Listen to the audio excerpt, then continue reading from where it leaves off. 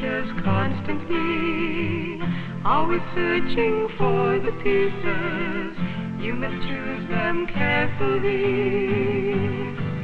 Start putting yourself together. Start putting yourself together.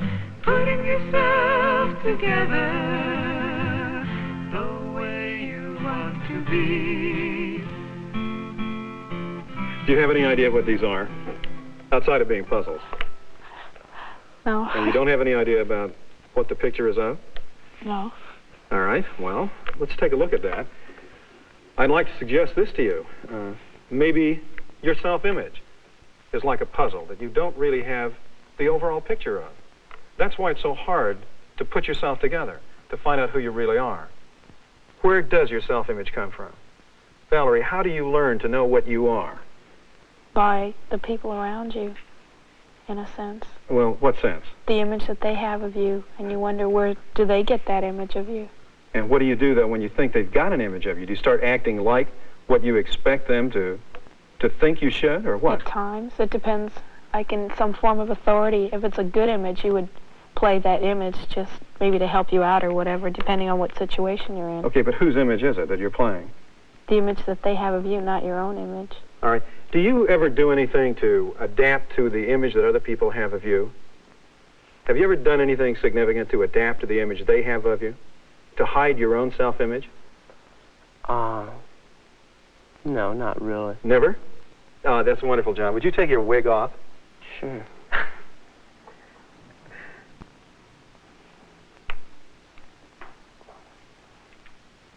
Well done. Okay. Different image. All right, now, why do you have a wig, John? Well, I first got the wig because I had to get a job, and they wouldn't accept me with my long hair.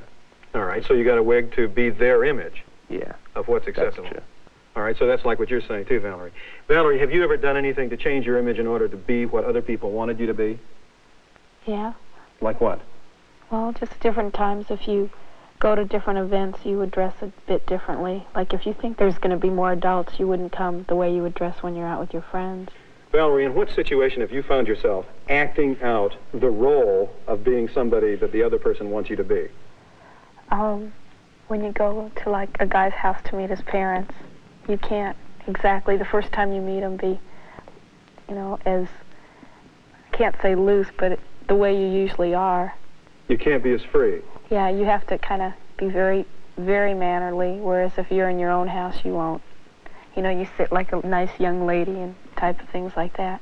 Like I didn't worry about what I would think of their parent, or what I would think of his parents, as much as I was thinking what they would think of me. Okay, well, who's in control of you then?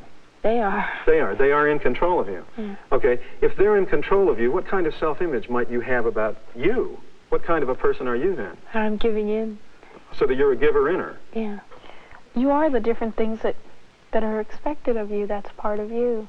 I mean, you play many roles as you go through. And just that's a normal okay, really, day. isn't it? Well, that's what makes you up, is the different parts.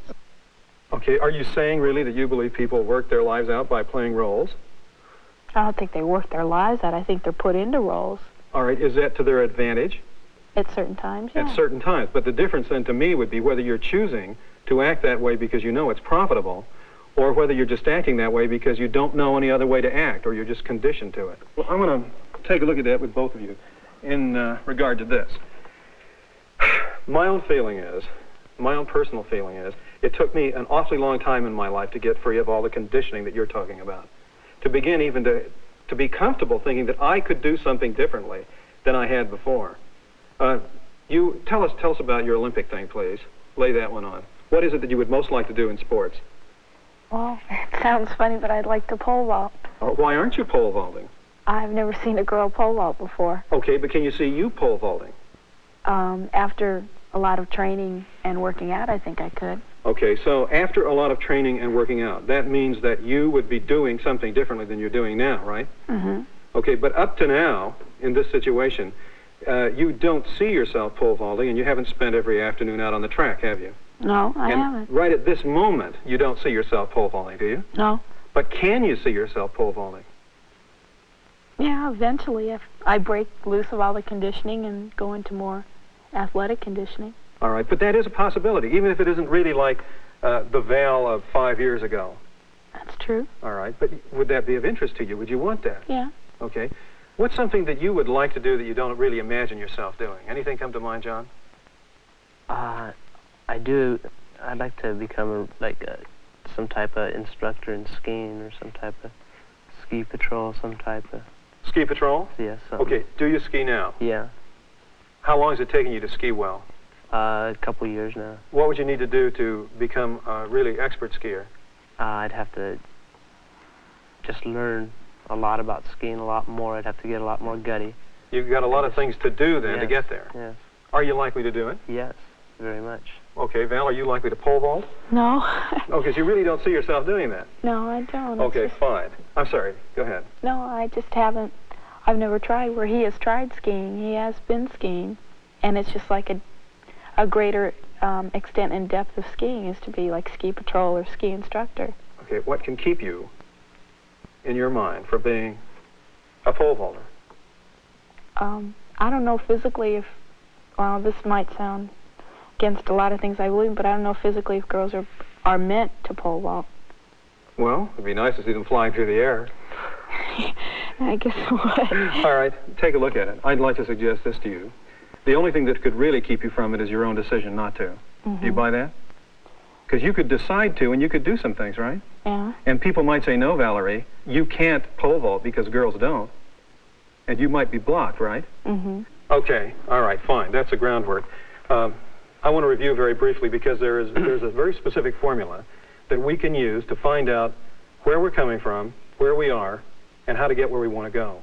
And as we look at these things, we begin to separate ourselves from the conditioning that has been laid on us, that we bought from other people, and focus on the one thing that can really permit us freedom. And that's being able to create the actions right now to do things differently. Here's a 3-step formula. Number 1 question, ask yourself, what have I been doing in this situation up to now? Number 2 question, what am I doing right now? And number 3 question, what could I do differently to get what it is I want? Now, this whole formula works when you keep this one skill phrase in mind. Stop reacting and act. Okay, very briefly, John, very briefly, describe the situation when you first tried out for high school athletics. It was, I was confident thinking that it would have been a cinch to go out and make it. Why? Because I knew that I was good, and the people I was competing against were people from my junior high. Where you were something of a star? Yes. At least a good athlete. Okay. And what happened? I thought I was just as good as them, but I happened to be put down. And how? Who put you down? The coach. Right there at the moment when the coach is putting you down, go back in time to the moment when the coach is putting you down. What are you doing? What were you actually doing in that situation up to that moment? What had you been doing? How had you been acting toward him? I thought that I had a pretty good chance, and when he told me that how were you acting? What were you doing? What were you doing? Not what you thought and not what you felt. What were you actually doing in that situation? Were you at practice? Were you swinging a bat? Yeah, it was hitting the ball. It was hitting the ball. How were you doing at hitting the ball? I thought, in my opinion, that it was the right way. That I was, of course, trying to be up to my best. At the moment when you're with the coach, what were you doing when he says whatever? What did he say that you really felt badly about, that really put you down, John? He told me that I had no experience. You're the coach. Say it to me. I'm you. How many years have you played ball? 5, 6, 7. No, you haven't played any at all. You haven't played any experience. You haven't played any ball at all. Good. You show none. Good. How are you feeling inside as John at that point? At that time, I was just stunned by what he had said. I accepted it, but it just stunned me. Okay, you accepted it. And at that point, in a word, what did you do with your athletic career in baseball?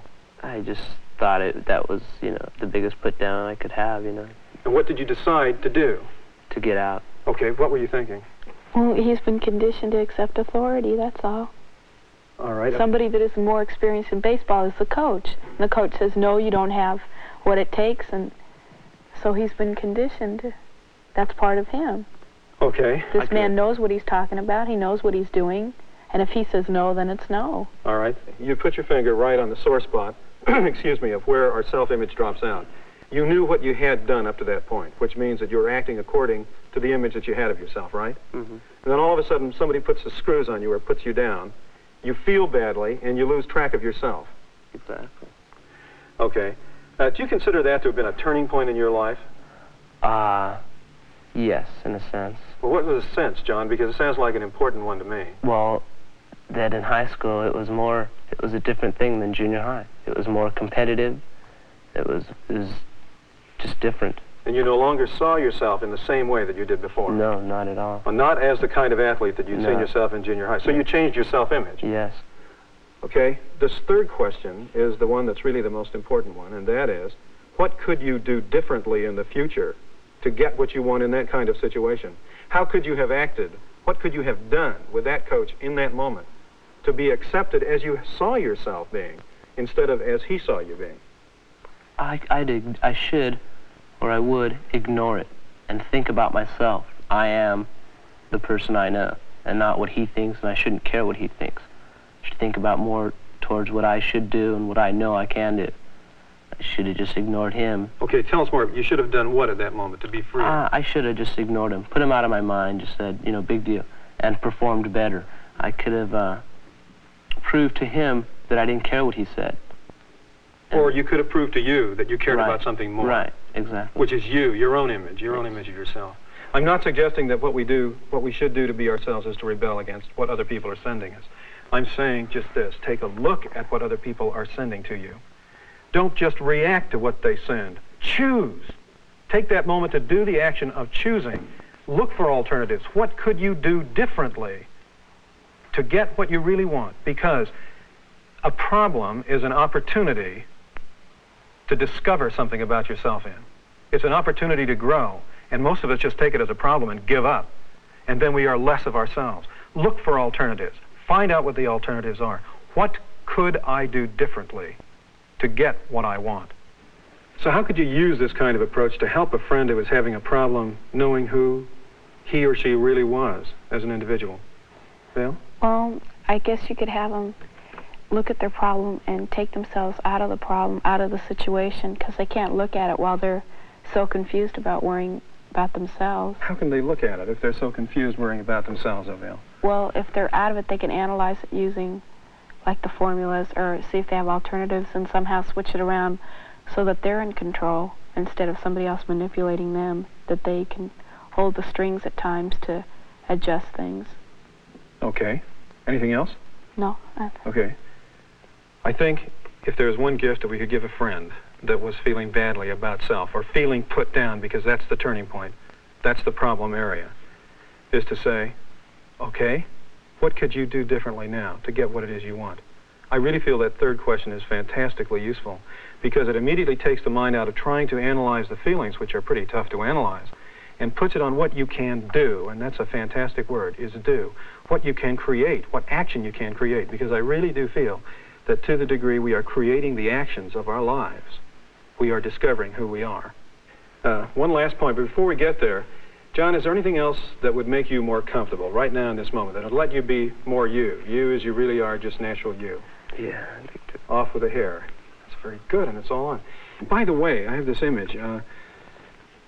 This is putting yourself together as opposed to getting together, which is the popular phrase is, well, let's get it together, man, et cetera, et cetera. I just like to ask you, what does the word get mean? What does the word get mean? What's your first response to the word get? Grab or grasp. Grab or grasp. Okay, Val? To receive. To receive. To receive. Okay. And the word put? To place. To place? Okay. To take charge of? To take control. Yeah. Sorry, say again. To be in control. To be in control. All right. Dominant. Dominant? Dominant, in control of, in charge of. That's what we're looking at in this, is putting yourself together instead of just getting yourself together, to take charge of it.